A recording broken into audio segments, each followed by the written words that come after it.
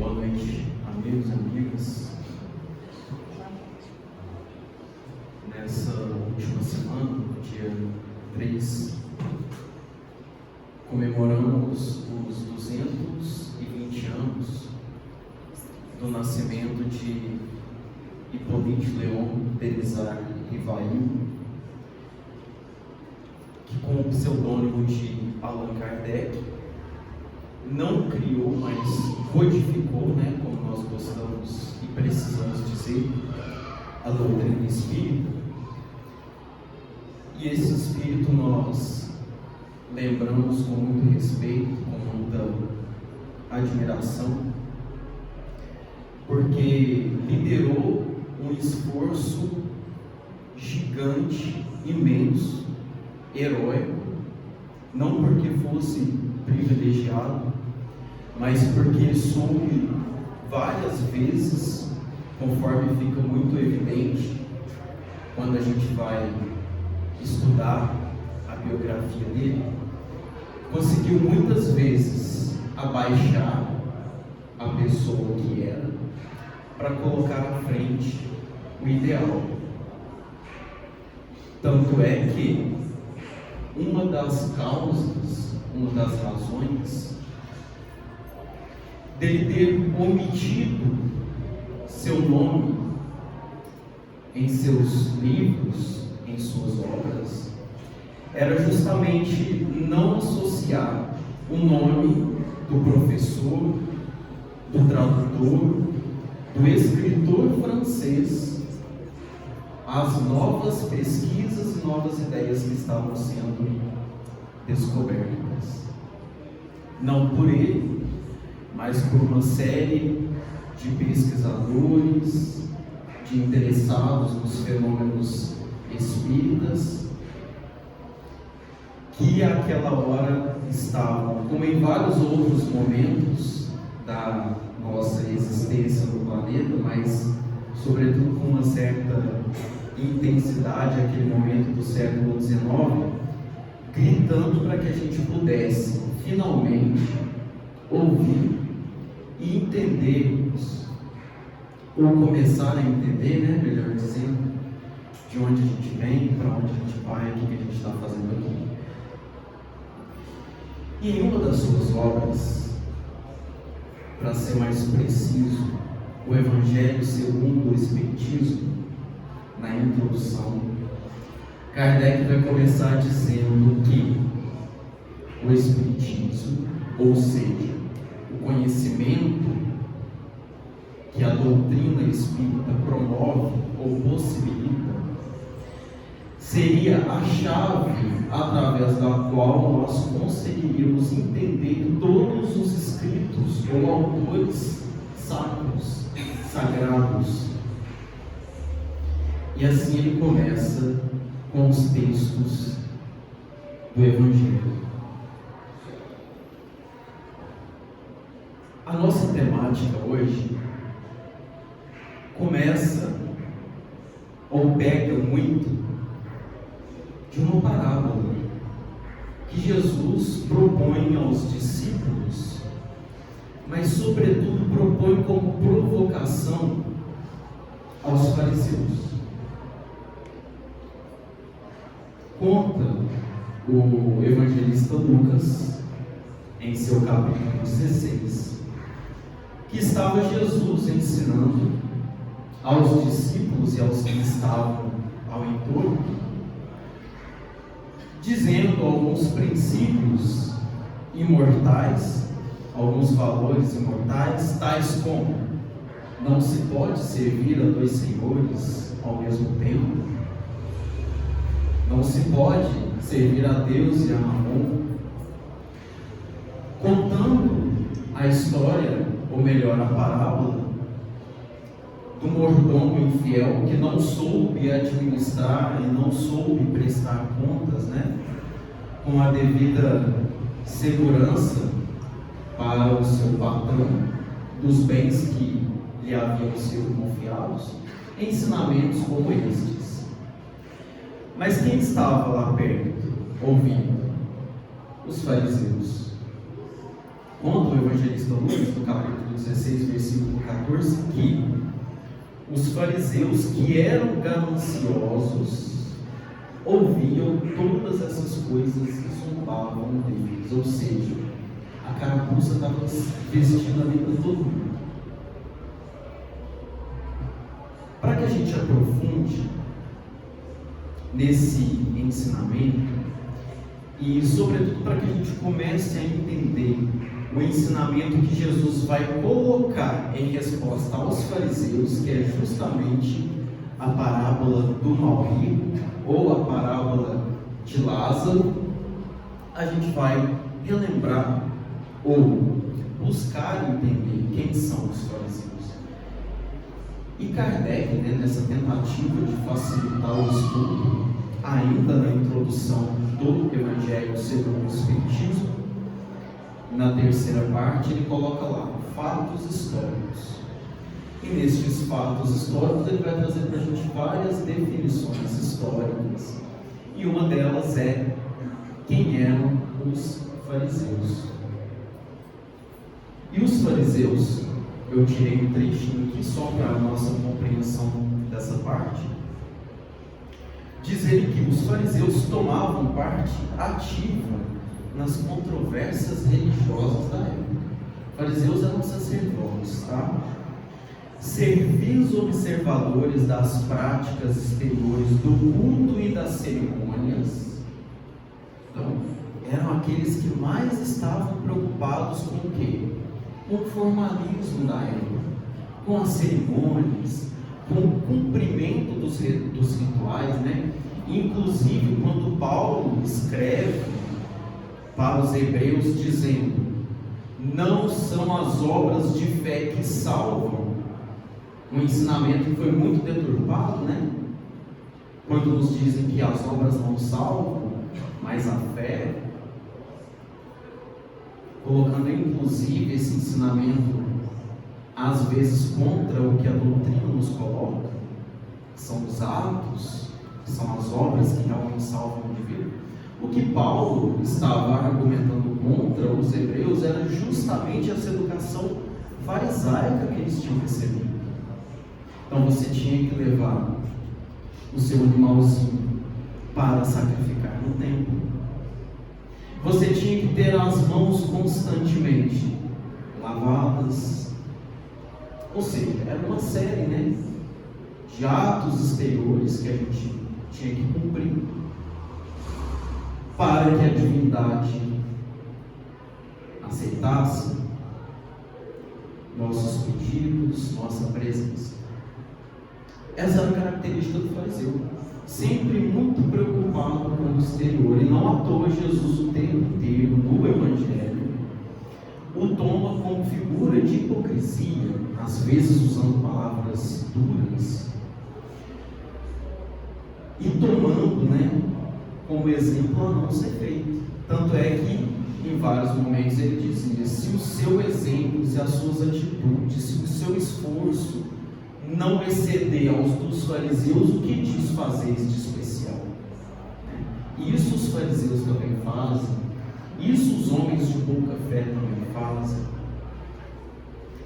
Então o recado e o convite é: vamos entender um pouco mais sobre religiosidade e entender que ser religioso não é necessariamente apenas cumprir com a obrigação externa do culto, mas sobretudo interiorizar o ensinamento. Mas esse é o fariseu lá daquela época. E para estudar o Evangelho é preciso entender o fator histórico e trazê-lo para o presente. Quem são os fariseus de hoje? Talvez não seja uma classe da sociedade. Talvez seja algo em nós. O que eu tenho de fariseu dentro de mim? Qual aspecto interno meu ainda seja farisaico? É uma forma de nós dobrarmos, vamos dizer nos alimentarmos dele, porque ele deixa de ser uma coisa exterior e começa a ser alimento vivo para a nossa alma.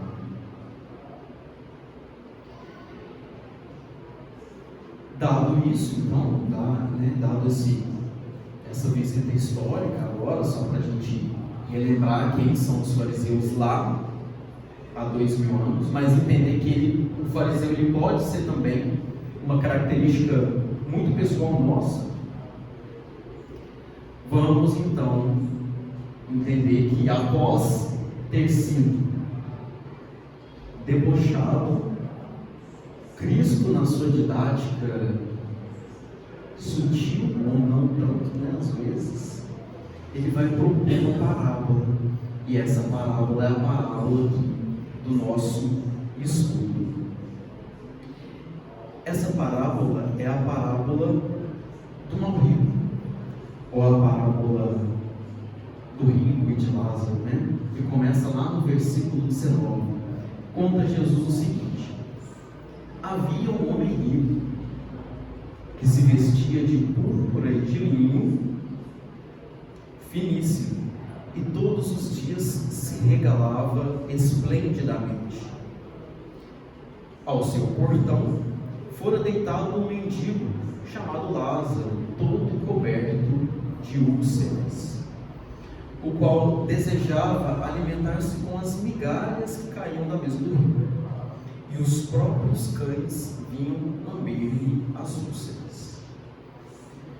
Determinado momento veio a morrer o mendigo e foi levado pelos anjos para o seio de Abraão.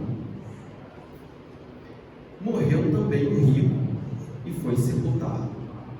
No Hades, ou no inferno, ergueu os olhos em tormentos e viu ao longe Abraão, o pai espiritual dos hebreus, e Lázaro em seu seio, e clamando disse: Pai Abraão, tem misericórdia de mim, envia-me Lázaro para que molhe na água a ponta do dedo e me refresque a língua, porque estou atormentado nessa chama.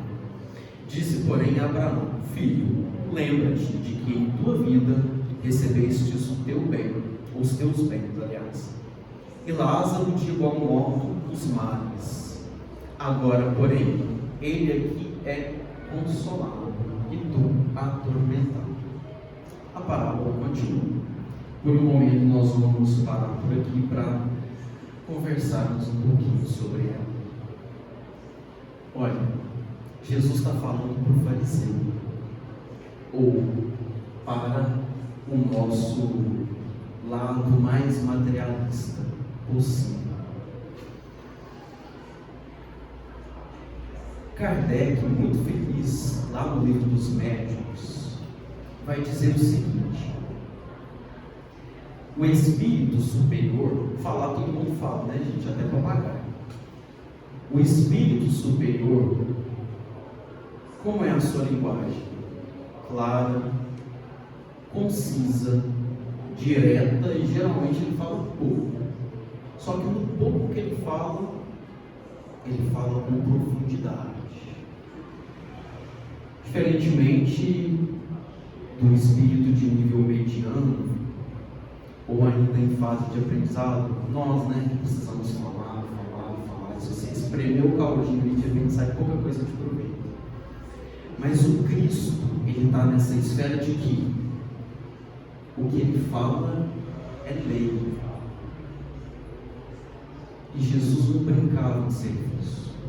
Ele não gasta nem saliva e nem um segundo para dizer algo que não seja ciência da alma. E aí, como entender as parábolas, Seríamos muito pretensiosos se nós, talvez, no estado evolutivo que estamos, tentássemos ter com toda a claridade possível os ensinamentos do Cristo. Por quê? Temos aí conteúdo no Evangelho para nos alimentar por muitos e muitos séculos. chave nos foi dada. Emmanuel, num dizer muito feliz, no livro Opinião Espírita, coloca lá: Jesus, a porta, Kardec, a chave, né? Então a gente vai abrindo essa porta aos pouquinhos, e à medida que a gente caminha e adentra em conhecimento, novas coisas vão se descobrindo. Dentre as várias coisas que poderíamos tirar da parábola, o convite para a reflexão da noite é em cima de duas. A primeira eu vou tirar de um artigo escrito, de uma mensagem mesmo psicografada pelo Chico, que se chama, que é intitulada Entendendo a Riqueza. Foi publicada no Reformador, depois publicada no livro Dinheiro, um livrinho espírita que se chama Dinheiro. E depois vamos utilizar Paulo e Kardec, para compreender como que as nossas compreensões do que seja certo e do que seja errado no mundo, às vezes elas são completamente invertidas com a espiritualidade. Então, vamos buscar aqui no livro Opinião Espírita, ou melhor, no livro, na revista Reformador, publicado em julho de 1952, sob o título de Estudando a Riqueza. Porque é a primeira coisa, que a gente pensa, e talvez seja o primeiro ponto ferido do nosso eu materialista, porque é aqui também que Jesus coloca: talvez seja mais fácil um camelo passar pelo buraco da agulha do que o rico entrar no reino dos céus.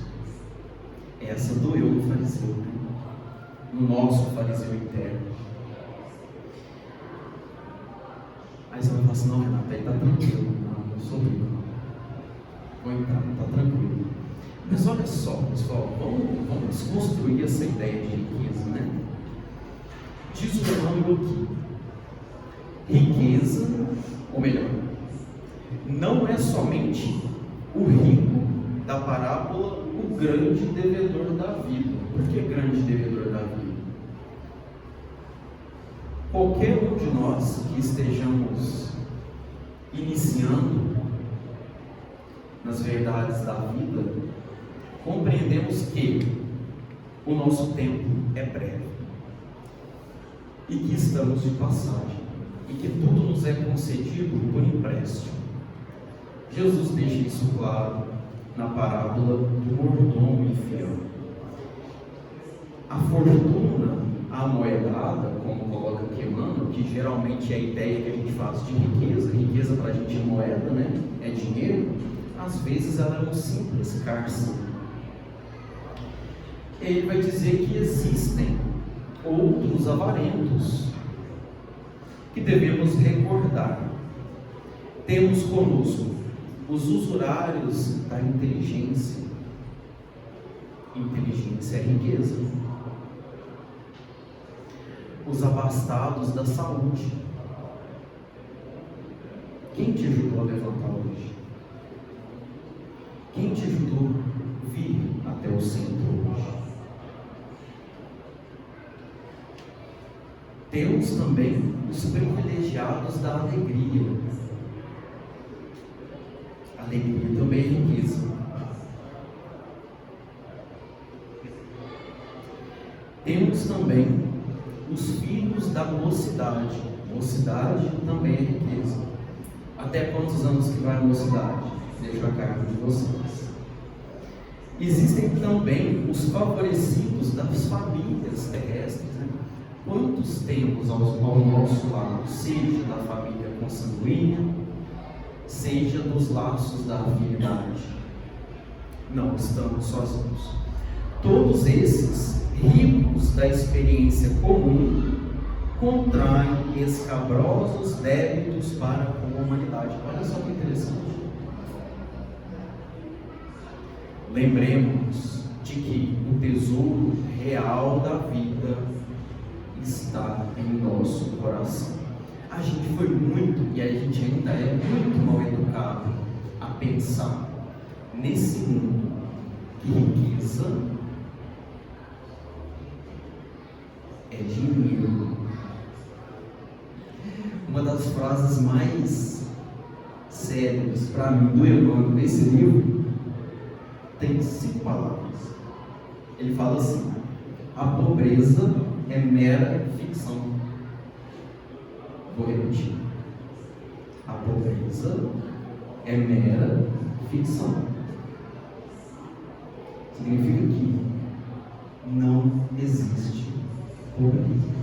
Mas eu falo assim: não, Renato, se eu não trabalhar, o boleto não vai se pagar sozinho. As contas não vão se pagar sozinhas. Como entender que pobreza não existe? Vamos lá.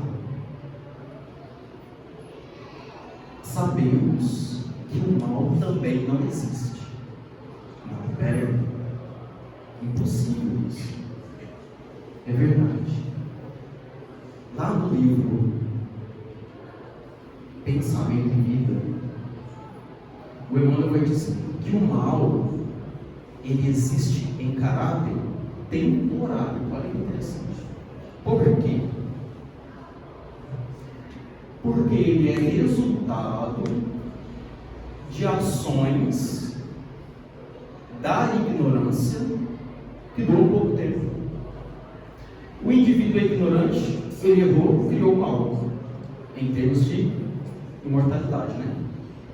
Nós, desconhecedores da lei, a gente escorrega. Quando a gente escorrega, é isso o mal, o distanciamento da ordem. Quando a gente se dá conta do erro, o que a gente faz? Segundo Kardec, arrependimento, expiação, reparação. Quando a gente reparou, quando a gente consertou, acabou o mal. E aí ele vai dizer: no universo não existe desordem, existem corações que estão em desordem e que são desordens temporárias também. Neste mesmo sentido, eu convido a gente para fazer essa reflexão. A pobreza como criação humana. Quanto que foi descontado da sua conta bancária hoje para você respirar ar puro? Chegar depois em casa, você consulta no seu aplicativo. Quanto te foi descontado para que você ganhasse, tá? O corpo que você tem hoje.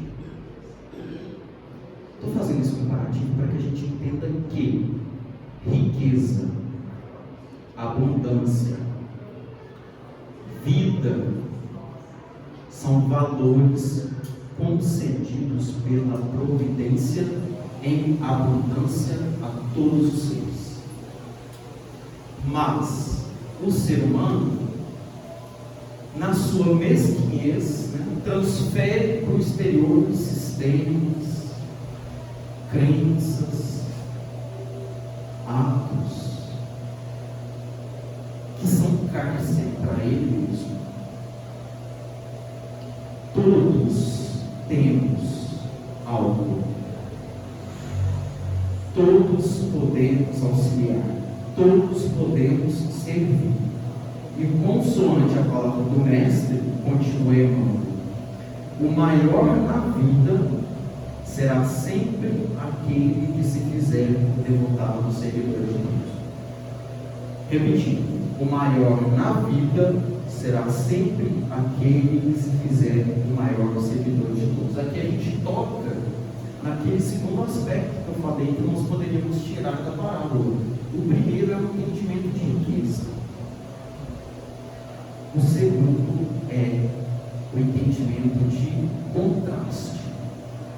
Como que contrasta as nossas ideias de grandeza aqui no plano material e o que realmente é considerado grande quando a gente passa para lá.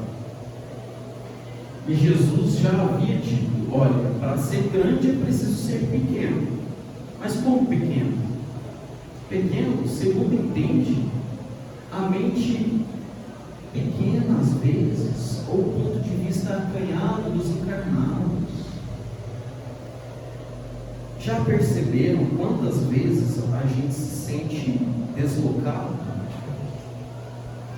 E Emmanuel vai dizer que é natural que um cristão sincero caminhe pelo mundo como um verdadeiro deslocado, sem encontrar repouso certo às vezes no mundo, porque os valores do mundo não são ainda os valores que o cristão busca ou procura. Por isso que é recomendável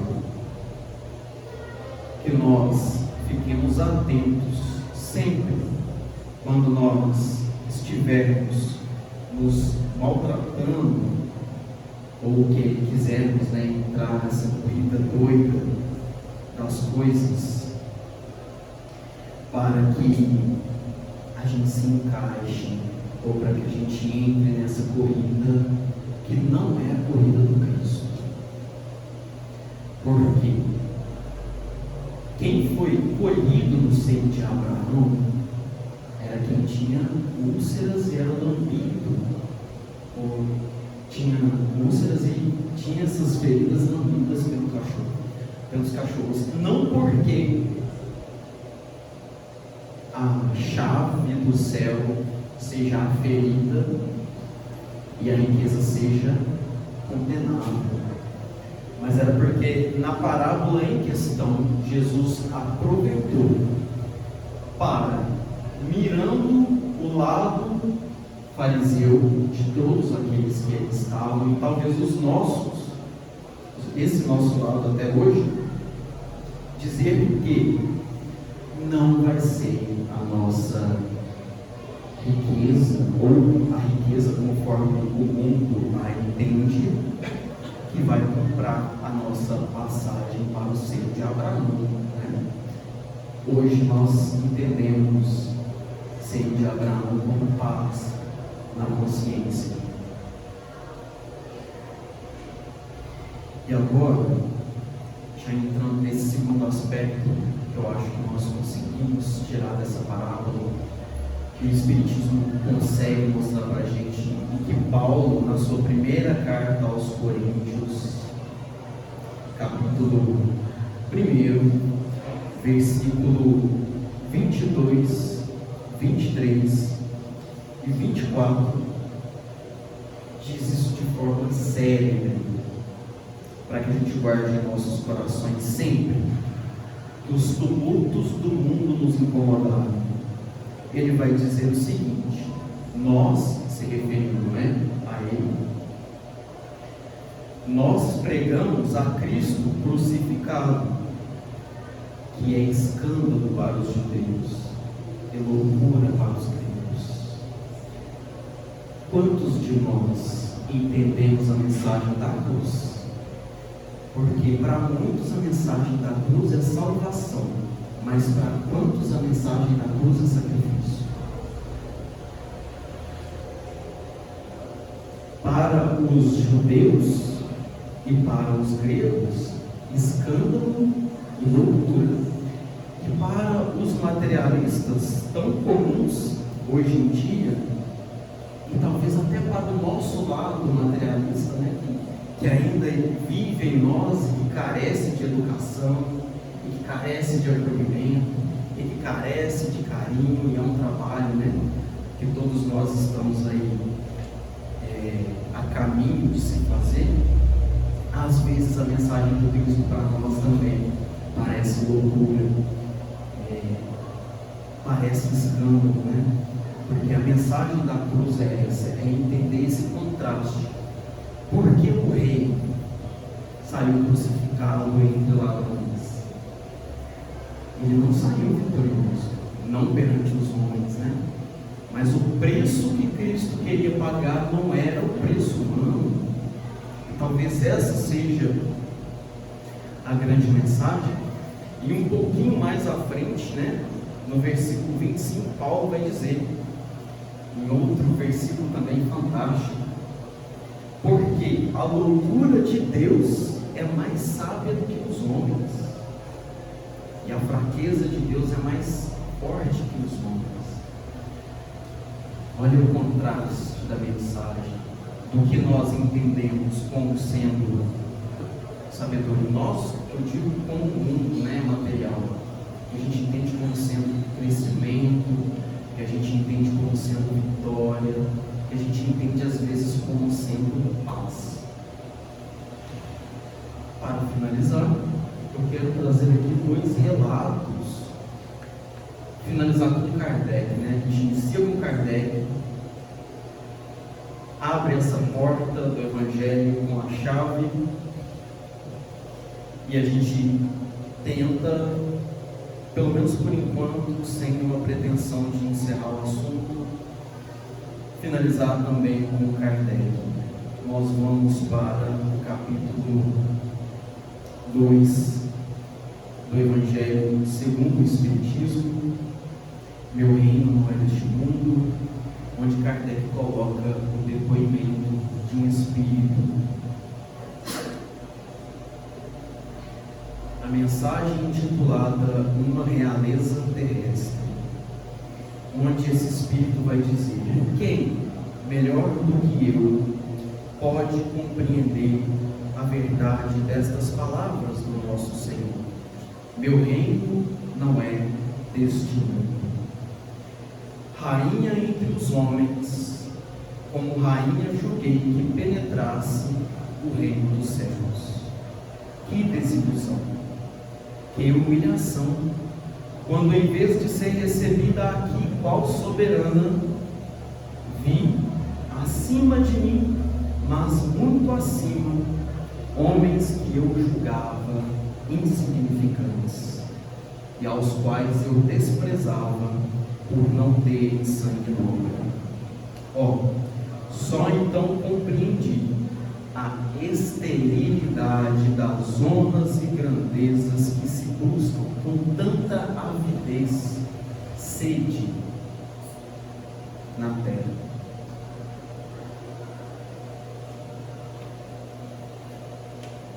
É a mesma história da parábola do Lázaro.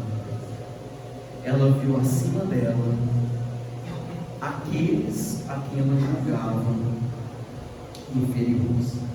A mensagem continua, cheia de ensinamentos oportunos. Mas eu passo aqui para uma próxima, agora no capítulo 7, intitulado Bem-aventurados os pobres de espírito. Item 12. Mais um espírito que se identifica como Adolfo, bispo de Argel, vai dizer o seguinte: homens, por que vos queixais das calamidades que vós mesmos amontoastes sobre as vossas cabeças? Desprezastes a santa e divina moral do Cristo. Não vos espanteis, pois, de que a taça da iniquidade haja transbordado de todos os lados. Generaliza-se o mal-estar. A quem incriminar, senão a vós, que incessantemente procurais esmagar-vos uns aos outros? Não se pode ser feliz sem a mútua benevolência. Mas como pode a benevolência coexistir com o orgulho? O orgulho eis a fonte de todos os males.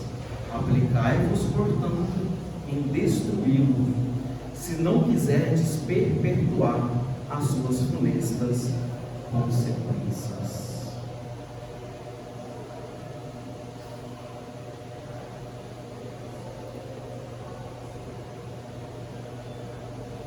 quando a consideração dispensada aos outros é medida pelo peso do ouro que possuem ou pelo nome que usam, que interesse eles podem ter em se corrigirem seus defeitos?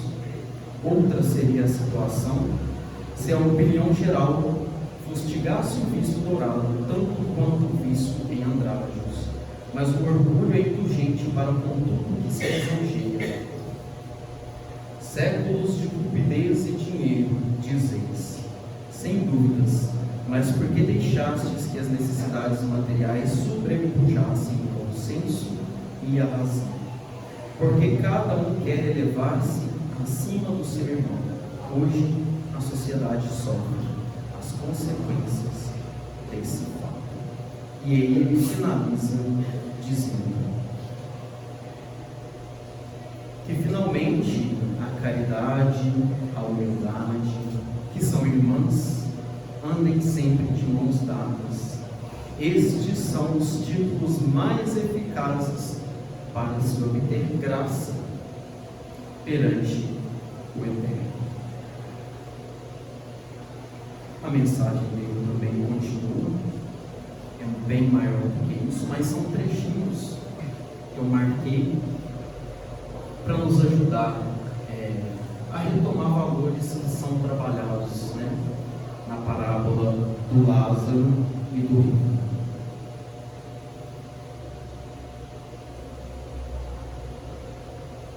Jesus a chave, Jesus a porta, aliás, Kardec a chave.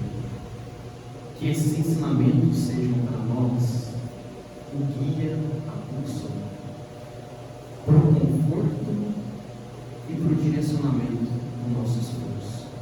Que essa casa continue com bênçãos, que nós retornamos